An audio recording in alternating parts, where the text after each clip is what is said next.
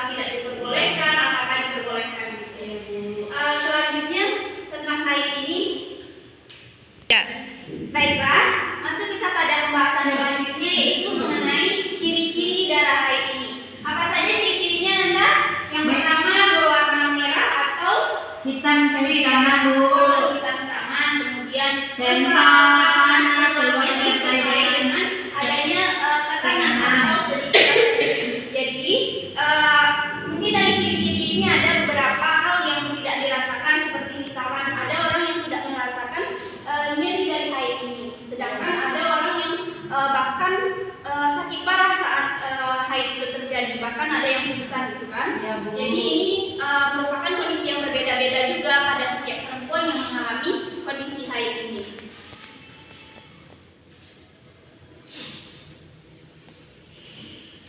Baiklah, selanjutnya yaitu kriteria wanita haid ini. Jadi darah yang keluar dari seorang wanita ini bisa dianggap sebagai haid apabila ia memenuhi syarat-syarat. Yang pertama, wanita tersebut wajib mencapai usia balik. Misalnya nih, dia baru berumur 2 tahun atau 3 tahun. Setelah itu keluar darah dari kemaluannya, apakah itu bisa dianggap haid? Tidak. Tidak. Karena apa? Karena dia belum mencapai usia balik tersebut.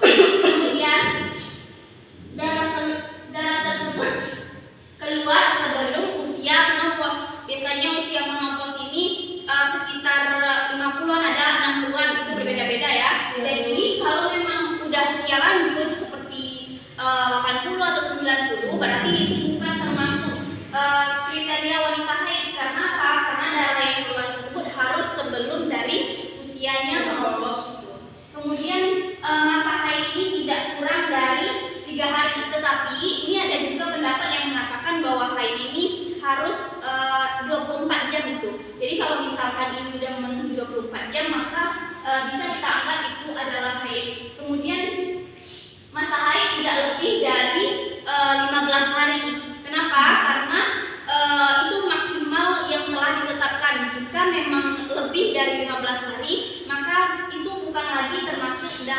kategori wanita haid.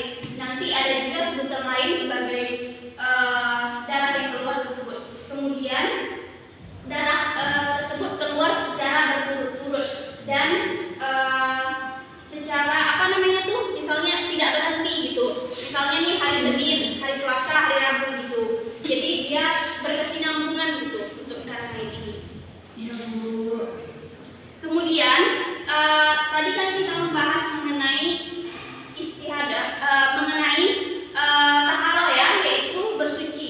Jadi tata cara dalam 3. Baiklah, tadi kan kita membahas mengenai taharah nih, artinya bersuci. Jadi di sini juga ada tata cara bagaimana kita membersihkan diri dari apabila kita setelah haid ini.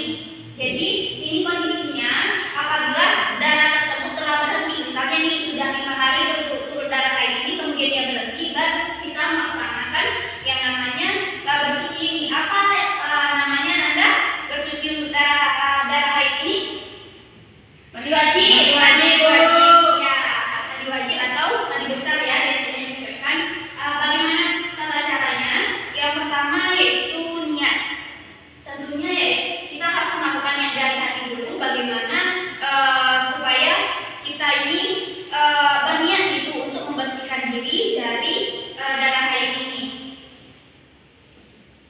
Ya. Baiklah, untuk niat ini kita dapat melafazkannya dengan ucapan bisa dengan bahasa Indonesia ataupun dengan bahasa Arab. Dan bisa siapa dari Anda yang bisa untuk melafazkannya dengan bahasa Arab? Bu, Suci, pada suci bisakah? itu Bismillahirrahmanirrahim ta'ala. Ya, jadi aku niat mandi untuk menghilangkan hadas besar dari haid.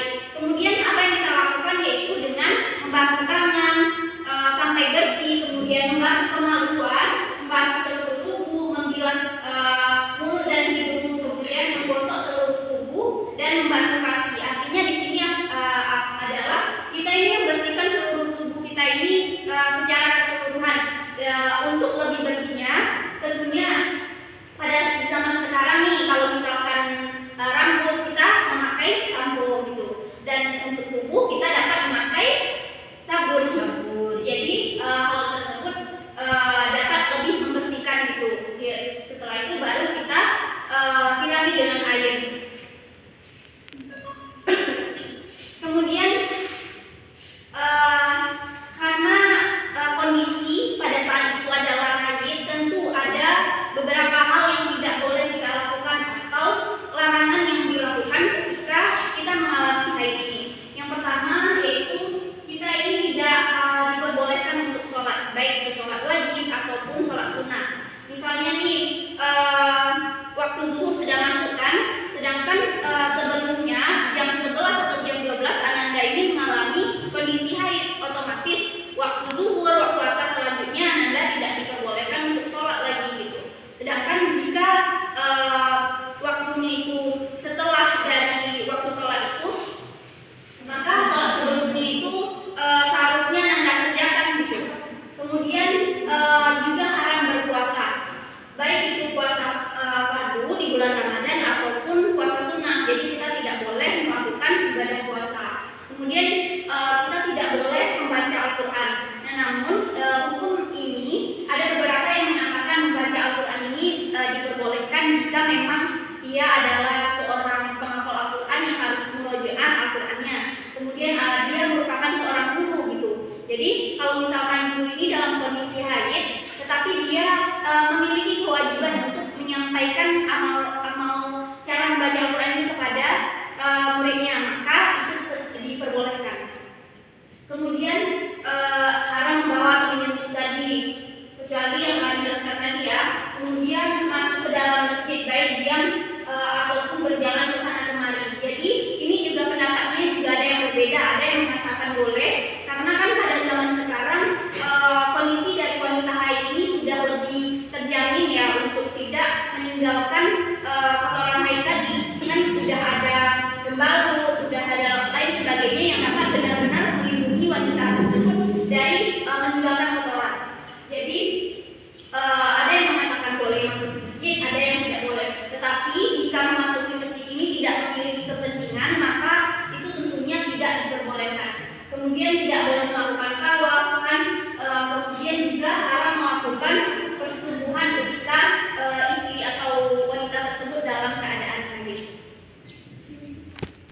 3. Baiklah Nanda, selanjutnya kita akan membahas mengenai istihadah. Jadi istihadah ini adalah darah yang keluar dari kemaluan wanita di luar kebiasaan bulannya. Jadi bukan pada bulan haid atau biasa haid itu, juga di luar waktu, bukan karena melahirkan ataupun bukan karena keguguran. Jadi artinya di sini istihadah ini adalah darah yang disebabkan oleh penyakit pada diri wanita tersebut.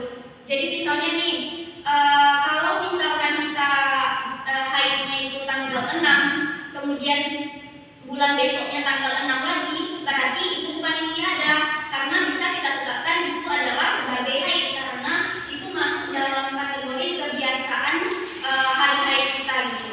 Dan tentunya kalau misalkan setelah melahirkan ataupun setelah keguguran, itu bukan juga istihadah. Karena apa? Karena itu akan dinamakan dengan nifas gitu. Kemudian waktunya. Jadi untuk waktu istihadah ini tidak pasti. Sedangkan tadi waktu haid kan kita maksimalkan ada yang 15 hari kan. Kemudian ada waktu-waktu tertentu yang memang ini dibatasi bahwasanya itu dihukumi haid. Sedangkan kalau istihadah ini dia tidak memiliki batasan waktu yang pasti, karena darah ini dapat keluar kapan saja dan dapat berlangsung beberapa hari hingga beberapa minggu. Namun menurut mazhab Imam Syafi'i, istihadah ini dikatakan jika keluar darah dari vagina tersebut lebih dari 15 hari. Misalnya nih kita haid, kemudian setelah 15 hari kemudian darah itu tetap keluar, maka itulah yang dihukumi dengan darah istihadah. Kemudian Anda, bagaimana hukum dari darah istihadah ini? Ada yang tahu? Tidak, Bu. Sama seperti hukum perempuan suci yang tidak dikenai hukum perempuan haid ataupun nifas. Disunahkan berwudu setiap mau melaksanakan sholat. Iya, jadi jika memang seorang wanita ini terkena darah istihadah, maka dia itu dihukumi seperti perempuan suci umumnya. Kenapa? Karena ini adalah darah penyakit. Jadi dia tetap bisa melaksanakan sholat, dia tetap bisa melaksanakan puasa. Kemudian bagaimana kita cara membedakan antara darah haid ataupun istihadah, yaitu dengan melakukan perhitungan siklus haid. Yang pertama dengan membedakan mana sih sifat darah haid dan sifat darah istihadah ini, kemudian juga melihat kebiasaan haid yang sebelumnya, kemudian juga melihat kebiasaan haid perempuan pada umumnya gitu.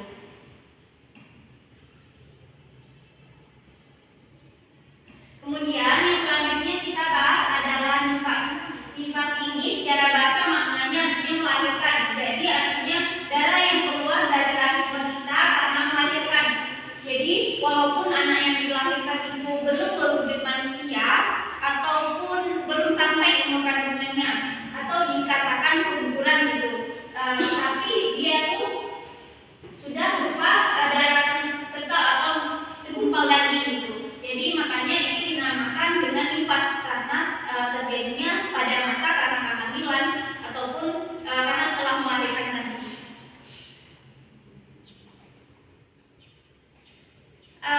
Kemudian untuk waktu nifas ini, jadi ada pendapat yang kuat bahwasannya mengenai waktu nifas ini dibatasi beberapa harinya, yaitu dengan membatasi setelah dari melahirkan ini, yaitu 40 hari. Jika seorang wanita ini telah suci sebelum 40 hari, maka dia telah dihukumi sebagai wanita suci, sehingga wajib dia melakukan mandi atau membersihkan diri tadi dan mengerjakan kewajiban ibadah seperti biasanya. Tapi jika darah tersebut mengalir lewat dari 40 hari, maka darah yang keluar lebih dari 40 hari disebut dengan darah apa? Darah penyakit, Bu. Darah penyakit. Ya, karena itu seharusnya nifas itu kan 40 hari tadi. Jadi kalau udah lewat maka itu disebut dengan darah penyakit lagi ya. Kemudian bagaimana cara bersuci dari nifas ini? Kepada Vio dipersilakan untuk membacanya. Cara bersuci dari nifas itu yang pertama membaca niat mandi wajib setelah nifas. Yang kedua membasuh kedua tangan sebanyak 3 kali. Yang 3 membersihkan bagian sekitar organ reproduksi. Ya. 4 kembali mencuci tangan dengan menggunakan sabun. Yang kelima mengambil wudhu. Yang keenam mulai membasuhi kepala hingga pangkal rambut sebanyak 3 kali, Bu. Iya, baik. Jadi kita harus memahami nih bagaimana cara bersuci dari setelah nifas ini. Jadi kalau misalkan setelah melahirkan, setelah lewat dari 40 hari, maka tentunya kita harus melaksanakan mandi wajib ini agar kita dapat melaksanakan ibadah-ibadah selanjutnya. Kemudian larangan ketika nifas ini, apa saja larangannya, Vina? Yang pertama tidak boleh puasa, Bu. Iya, tidak boleh puasa tentunya ya, karena dia masih dalam kondisi tidak suci. Berarti puasa Ramadan dia tidak boleh melakukan ini. Kemudian apa lagi, Vina? Tidak boleh berhubungan suami istri. Ya, tidak boleh berhubungan suami istri. Kemudian yang ketiga apa, Put? Tidak boleh sholat dan melakukan ibadah seperti membaca Al-Quran, Bu. Ya, jadi orang yang sedang mengalami masa nifas ini dia tidak boleh melakukan sholat ataupun melakukan ibadah-ibadah lainnya karena pada masa itu dia belum masa kondisi suci. Baiklah, mengenai materi kita tadi ada haid, istihadah dan nifas. Apakah dari Anda ada yang belum mengerti? Sudah, Bu. Sudah, Bu. Sudah paham semua? Paham, Bu. Apakah ada yang ingin ditanyakan? Tidak, Bu. Ada, Bu. Apa, Rio? Tadi kan larangan yang dilakukan pas haid itu kan tidak boleh berhubungan suami istri ya, Bu ya. Ya, Tapi kan di dalam Islam kan menolak permintaan suami itu tidak boleh. Berarti kalau lagi haid ditolak permintaan suami nggak apa-apa, Bu. kalau menurut yang kita ketahui itu kan larangannya itu dari Allah ya.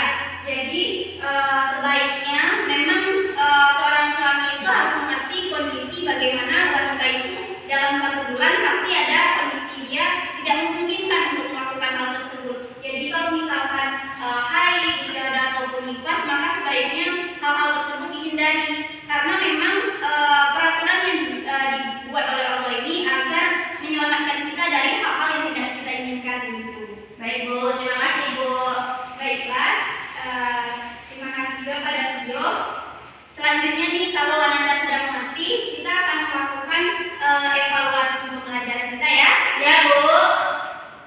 Jadi kita akan melakukan evaluasi dengan menggunakan aplikasi Kahoot ini ya. Jadi Anda bisa login dulu ke Kahoot ini. Nanti Anda bisa memasukkan kodenya. Pinnya. Ya, kode atau PIN-nya ya. Ya, Bu. 228 523. Sudah, Bu. Sudah.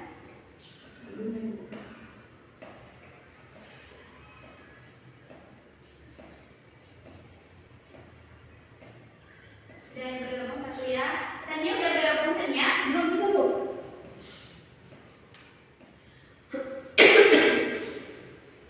Suci sudah bergabung Suci? Belum, Bu. Ayo bergabung ini 3 orang dulu ya.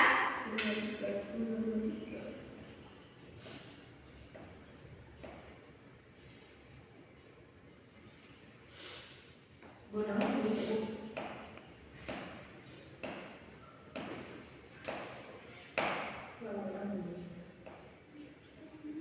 Di jam bilang. Wah. Ini apa?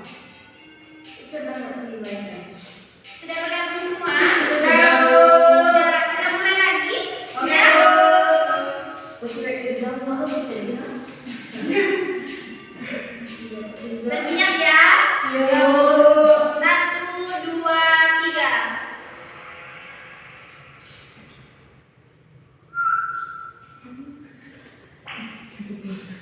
So, kita kalau itu bagaimana?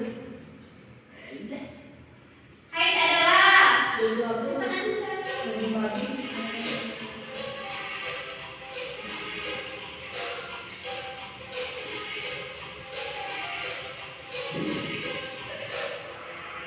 Yeay, betul semua ya. Jadi haid ini adalah darah yang keluar dari kemaluan perempuan ketika kondisi sehat. Jadi kalau misalkan dia kondisi sakit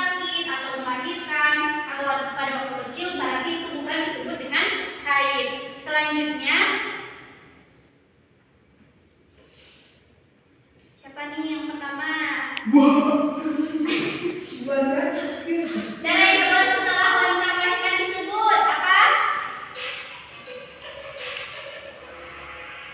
Ya, Masya Allah, betul semua ya. Oke. Waktu maksimal ketetapan nifas ini berapa hari? 15, 20, 30, atau 40 hari?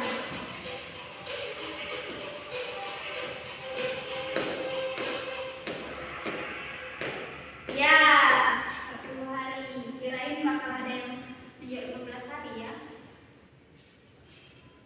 Wah, langsung aja mencatat betul dengan 3 jawaban benar berturut-turut. Darah istihadah adalah ada.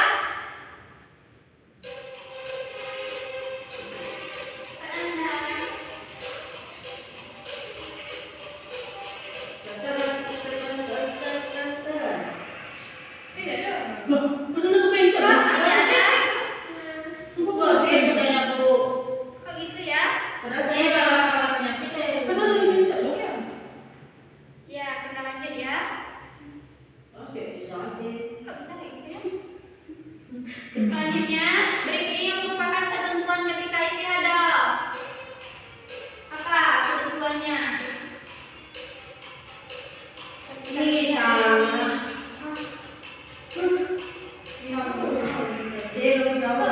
Sumpah belum jawab. Ini mengenai benar atau salah ketika istiadah kita dibolehkan melakukan puasa Ramadan. Benar atau salah?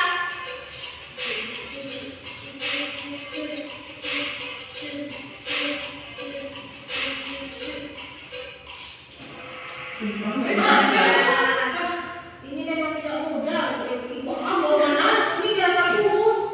Ya, baiklah. Selanjutnya kita lihat ya siapa pemenangnya. Kita adil.